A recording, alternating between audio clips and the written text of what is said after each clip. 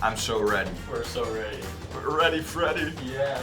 I have no clue what I'm going to say again. This is something I should prepare every time. Every time I have trouble coming up with something we should say in front of the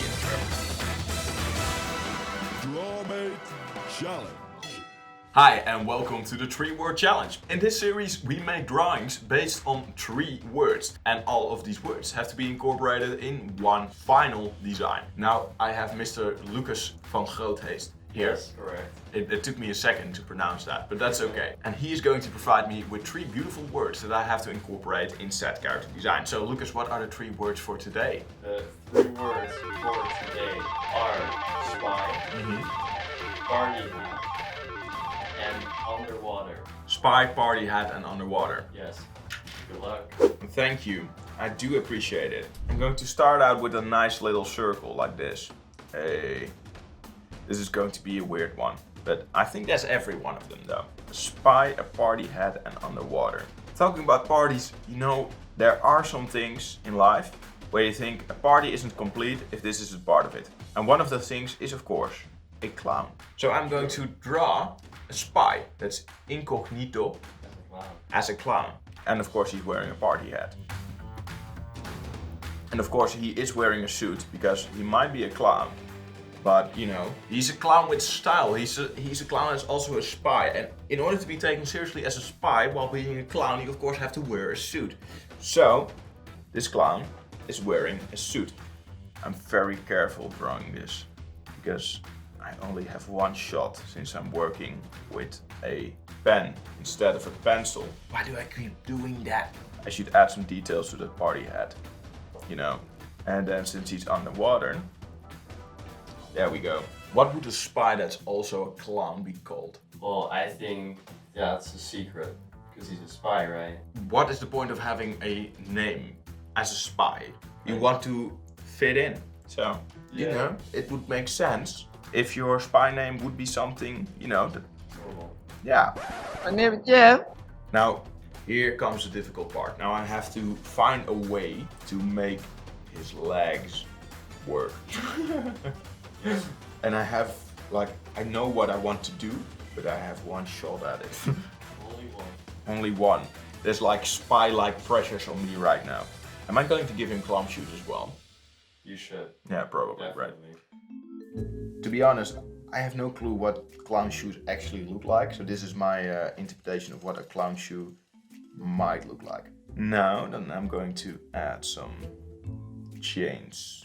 Going to add some extra here to make sure that it actually looks like he has been imprisoned.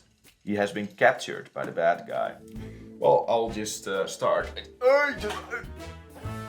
Really subtle there with making the water tank. This guy, of course, doesn't know, the evil guy, that clowns can actually breathe underwater. It's one of their special talents. Just draw some nice lines like that. Maybe we should draw a fish in there as well. There we go. And then I have to finish up this base. Now I realize why it kind of looks off. I messed up this line here. Just going to redraw it. No one saw that. No one did. No one saw that, no. Nah. Everything is relative. How long is this thing anyway? Do something like that. And then finally, improvised perspective. Never a good idea. Now I have to find a reason why it's actually not that hard. It's just by messing it up even more. If you can't fix it, cover it up. Great.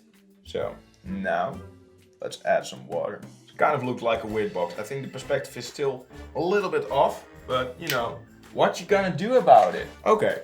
Then I'm going to make this one black. Give it a nice edge, you know? Because I messed up the perspective there, so now I have to compensate. I'm just going to turn it around and now the people at home can't see anything anymore, but that's fine. There should be a bit of mystery in life anyway, you know?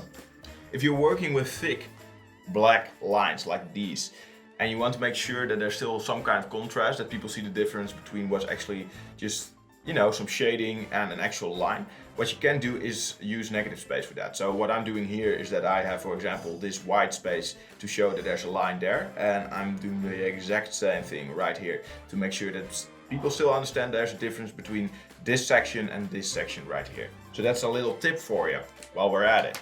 There we go. Now, of course, we need to have its arch enemy in there as well. So I think it would be something like a chihuahua. I have no idea how to draw a chihuahua, but that's fine. It could be a cat as well. Well, who knows? Who knows? You have to decide for yourself at home.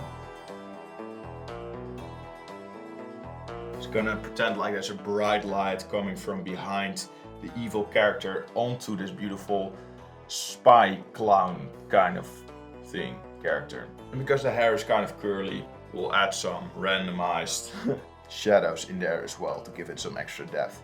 Then finally this box of course has a shadow as well. And then we have, I'll sign it. You should sign it. I should sign it. Yeah. This is a very, very important part of the process.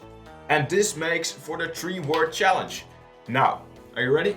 I'm ready. Okay, so here it is. This is a clown that is wearing a party hat, but is secretly a spy investigating a chihuahua that is about to take over the world. Now his mission is failed. He's been captured. He has been chained up inside his water tank, and now he has to watch with pain as this evil chihuahua executes on its plan to take over the world. And there's nothing this clown that is also a spy and is also underwater with a party hat can do about it. And that makes a 3-word challenge. So, if you like this video, well that's great, we like you too. And we would like it even more if you would subscribe to this channel, because then we can keep making these kind of things. If you can't subscribe, well that's fine too, but you know, at least leave a little like on this video as well. And with that being said, we see you in the next one.